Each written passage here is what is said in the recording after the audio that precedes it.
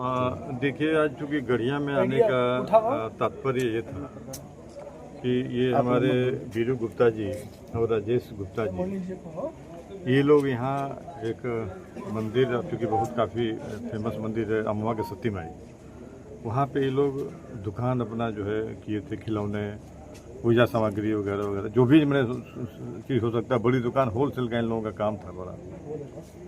और ये लोग नवरात्रि के मेला भी शुरू कल से है, उसकी तैयारी के लिए ये लोग जितना जमा पूंजी था लोगों से उधार लेके, बैंक से लेके, जहाँ जहाँ से भी हो सकता है ले करके सारी पूंजी लगा करके अपने दुकान में भर दिए थे कि नवरात्रि में हम लोग कुछ कमाएंगे तो फिर हम लोग साल भर बच्चों के लिए अपनी परवरिश, पढ़ाने लिखाने, खाना पीने का सब व्यवस्था करेंगे। लेकिन प्रकृति को ये मंजूर नहीं। अचानक कहीं शॉर्ट सर्किट से आग लगी, अब पूरे दुकान जितनी वहाँ अगल बगल दुकानें थी, इन लोगों के विशेष रूप से ज़्यादा नुकसान था, पूरा जल करके एकदम राख हो गया। तो आज मैं इनके आंसू पोंछने के लिए इनके दरवाजे पे आया हूँ। सर, किस तरह का सहयोग किया गया? बात हुई मेरी, ये बोले कि हम लोग के पास कुछ बचा नहीं कि हम लोग कैसे खड़ा हो पाएंगे।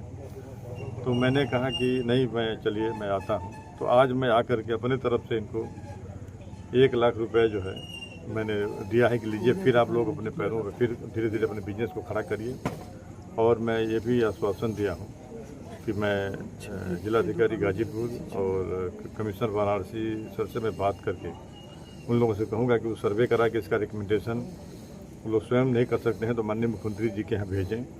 मैं वहाँ माननीय मुख्यमंत्री से आग्रह करके इन लोगों को और जितना हो सकता है आर्थिक मदद जो क्षति हुआ है उसके हिसाब से आकलन करा के इन लोगों की आर्थिक मदद कराने का प्रयास करूँगा। अभी मैं दरवाजे पर आया तो इनके पूरे परिवार के लोगों की एक और इन लोगों ने मांग रखी कि हम लोग तो ठीक है, धीरे धीरे बिजनेस सब मैंने खड़ा करेंगे। हमारी बच्ची दिल्ली यूनिवर्सिटी में पढ़ती है, कब उसको हम लोग कैसे पढ़ाएंगे। तो मैंने कहा कि नहीं, आप पढ़ाने का छोड़ दीजिए। मैं कहा कि बच्ची का स्कूल का डिटेल दे दीजिएगा यूनिवर्सिटी का, जिस कॉलेज में हो, जिस कॉलेज में हो उस कॉलेज की। मैंने कहा कि बच्ची का जितना फीस लगेगा जब तक वहाँ बच्ची पढ़ेगी, उस बच्ची का पढ़ाई का फीस जितना फीस उस लगेगा सब मैं अपने तरफ से जमा करूँगा।